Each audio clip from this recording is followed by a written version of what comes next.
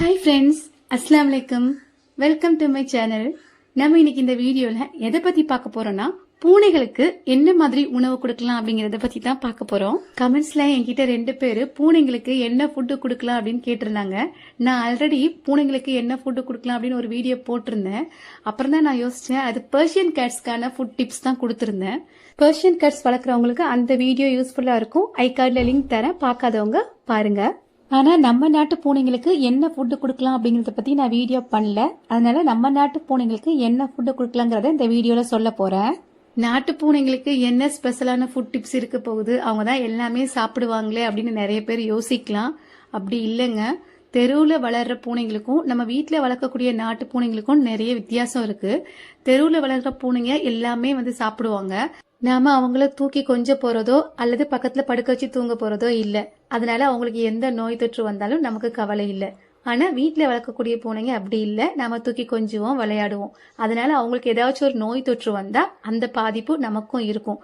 அதனால நம்ம பூனைங்களுக்கு கண்டதையும் சாப்பிட கொடுக்காம நம்ம என்ன சாப்பிட கொடுக்கலாம், எது கொடுக்க கூடாதுங்கிறத இந்த வீடியோல நான் சொல்றேன். வாங்க வீடியோக்குள்ள போலாம். நம்ம வீடுகளில் வளர்க்குற பூனைங்களுக்கு சாதம், கறி, மீன், முட்டை எது வேணாலும் கொடுக்கலாம். ஆனா எது கொடுத்தாலும் வேக வச்சு கொடுங்க. ஒரு பீஸ் 2 பீஸ் கறி, மீன் வேக வைக்காம கொடுக்கறதுனால தப்பு இல்லை. ஆனா நீங்க நிறைய கொடுக்கறப்போ அந்த கறி, மீன்ல சின்ன சின்ன கிருமிகள் இருக்கும்.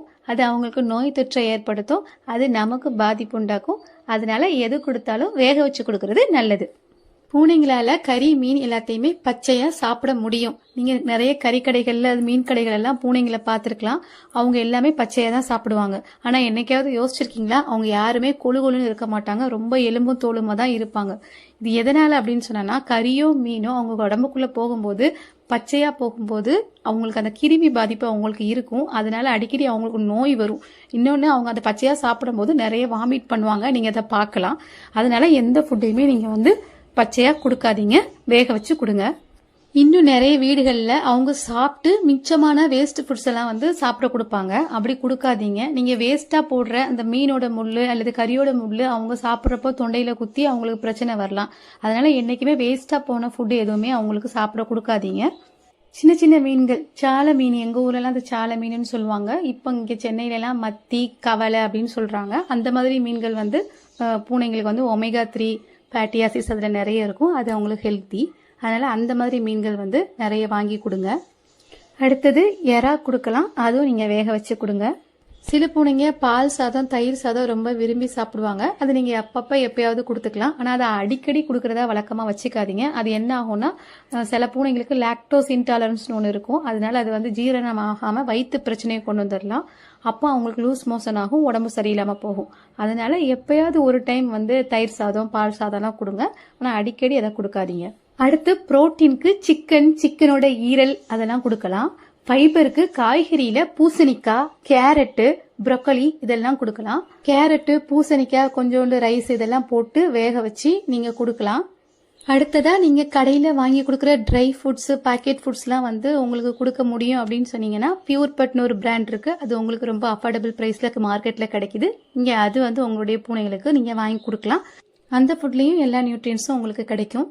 அடுத்தது ட்ரீட்ஸ் எல்லாம் கடையில கிடைக்குது. அதுவும் நீங்க வாங்கி கொடுக்க முடிஞ்சா வாங்கி கொடுக்கலாம். கிரேவி கிடைக்குது. வெறும் சாதத்துல அந்த கிரேவியை போட்டு கூட நீங்க அவங்களுக்கு சாப்பிட கொடுக்கலாம். கொஞ்சமா அரிசி, கேரட், 2 பீஸ் சிக்கன் அல்லது மீன் எல்லாம் ஒன்னா வேக வச்சு மசிச்சு கொடுங்க. விரும்பி சாப்பிடுவாங்க. அடுத்தது, வீட்டுல வேட்டையாடி எலியவோ, கரப்பாம்பூச்சியவோ, பல்லியவோ சாப்பிடவே விடாதீங்க. குறிப்பா எலிய சாப்பிட விடாதீங்க. எலிய சாப்பிட்டா அவங்களுக்கு எதுவும் பிரச்சனை வருமா என்னன்னு தெரியல. பட் நமக்கு நல்ல பிரச்சனை வரும். அதனால எலிய சாப்பிட விடாதீங்க. அடுத்து, சுத்தமான தண்ணி வைங்க. சாப்பாடு பக்கத்திலேயே தண்ணி வைக்காதீங்க. அவங்க எப்பவுமே சாப்பாடு பக்கத்துல தண்ணி வச்சீங்கன்னா சாப்பிட்டுட்டு உடனே தண்ணி குடிக்க மாட்டாங்க. ஸோ தண்ணி வேற இடத்துல வைங்க, சாப்பாடு வேற இடத்துல வைங்க. நாட்டு பூனைங்களை பொறுத்த வரைக்கும் நம்ம என்ன ஃபுட்டு கொடுக்குறோமோ அந்த ஃபுட்டையே சாப்பிட்டு பழகிடுவாங்க. அதனால ஆரம்பத்துல இருந்தே ஆரோக்கியமான ஃபுட்டை சாப்பிட கொடுத்து பழக்குங்க. அடுத்தது, அளவான சாப்பாடு வைங்க. அதிகமா சாப்பாடு வைக்காதீங்க. நாட்டு பூனைங்களை பொறுத்த வரைக்கும் அதிகமா சாப்பிட்டோடனே வாமிட் பண்ணுவாங்க. அதனால அளவான சாப்பாடே கொடுங்க. என்னென்ன காரணங்களுக்காக பூனைங்க வாமிட் பண்ணுவாங்கங்கறத நான் ஆல்ரெடி ஒரு வீடியோ போட்டிருக்கேன். அந்த வீடியோட லிங்க் ஐ கார்ட்ல தரேன், கண்டிப்பா பாருங்க. உங்க வீட்டு பூனைங்களுக்கு நீங்க என்ன மாதிரி ஃபுட்டு கொடுக்குறீங்கிறத கமெண்ட்ல சொல்லுங்க. ஹெல்த்தியான ஃபுட்டு கொடுத்து உங்களுடைய பூனைங்களை ஹெல்த்தியா பாத்துக்கோங்க. அவ்வளோதாங்க. இந்த வீடியோவில் பூனைங்களுக்கு என்ன ஃபுட்டு கொடுக்கலாம் அப்படிங்கிறத நான் டீட்டெயிலாக சொல்லியிருக்கேன். வீடியோ பிடிச்சிருந்தா லைக் பண்ணி உங்களுடைய ஃப்ரெண்ட்ஸுக்கும் ஷேர் பண்ணுங்கள். இது போல் பூனைங்களை பற்றின இன்ஃபர்மேஷனுக்கு என்னுடைய சேனலை சப்ஸ்கிரைப் பண்ணுங்கள். Take care. பை. தேங்க்யூ.